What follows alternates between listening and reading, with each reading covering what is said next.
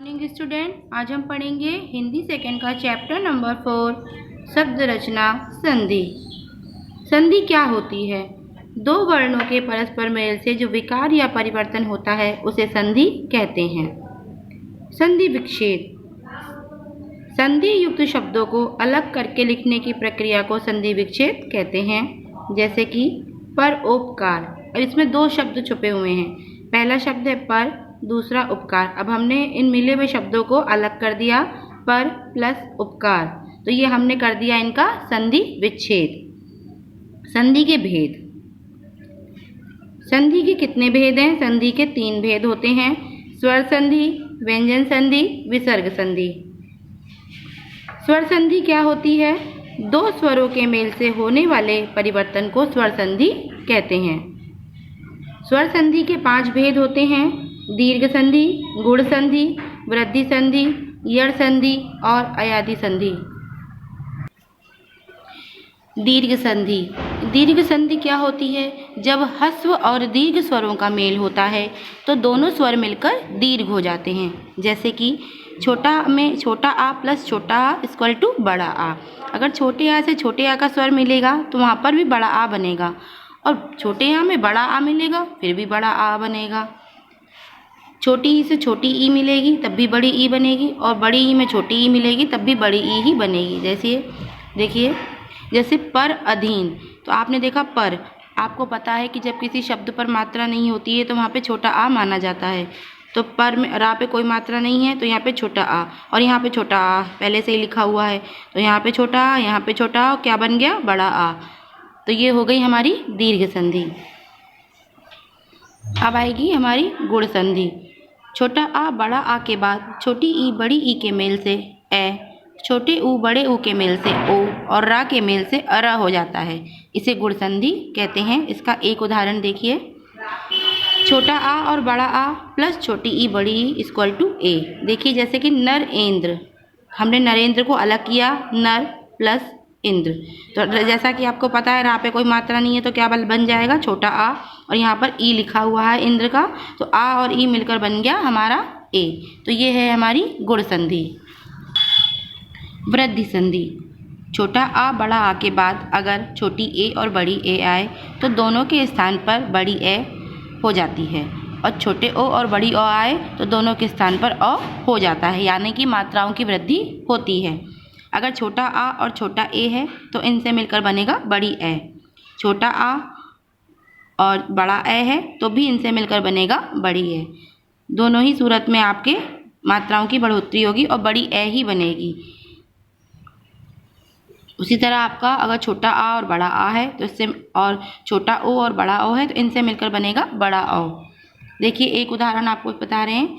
ये देखिए जल औज, तो जल प्लस ओज, यहाँ पे छोटा आ है, ला पे कोई मात्रा नहीं है तो छोटा आ मान लेते हैं, और यहाँ पे छोटी ओ, तो छोटा आ और छोटी ओ को मिला हमारा जलौज। देखिए यहाँ पे मात्राओं की बढ़ोतरी हो गई। यहाँ पे सिंगल मात्रा चल रही थी छोटी ए, लेकिन जब ये इसकी वृद्धि होगी तो ये बन जाएगी बड़ी मात्रा में कन्वर्ट हो जाएगी, अकैक मतैक्य, इस तरीके से। अब है हमारी यड़ संधि।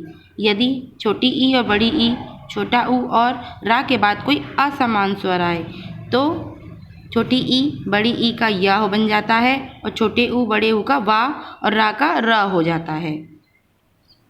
देखिए जैसे कि यद्यपि, यद्यपि को हमने अलग किया, यदि प्लस अपि, तो यहाँ पे देखिए यदि का छोटी ई और अपि का आ, तो छोटी ई और आ मिलकर बन गया य। इसमें दो स्वर आमने सामने आ जाते हैं, छोटी ई भी स्वर में आता है और छोटा आ भी स्वर में है। इसी तरह छोटी ई और बड़ा आ, जब स्वर सामने आ रहे हैं तो यहाँ पर यड़ संधि हो जाती है। अब आ गई अयादि संधि। अयादि संधि में छोटी ए बड़ी ए या छोटी ओ बड़ी ओ के बाद कोई स्वर आ जाता है। स्वर छोटा आ से लेकर बड़ी अंक तक होते हैं। कोई भी स्वर आ जाए तो ए का ए हो जाता है और बड़ी ए का आय हो जाता है, और ओ का औ। जैसे कि शयन, तो शे प्लस अन शयन। नायक नय प्लस अक, नायिका नय प्लस इका। अब आ गई हमारी व्यंजन संधि।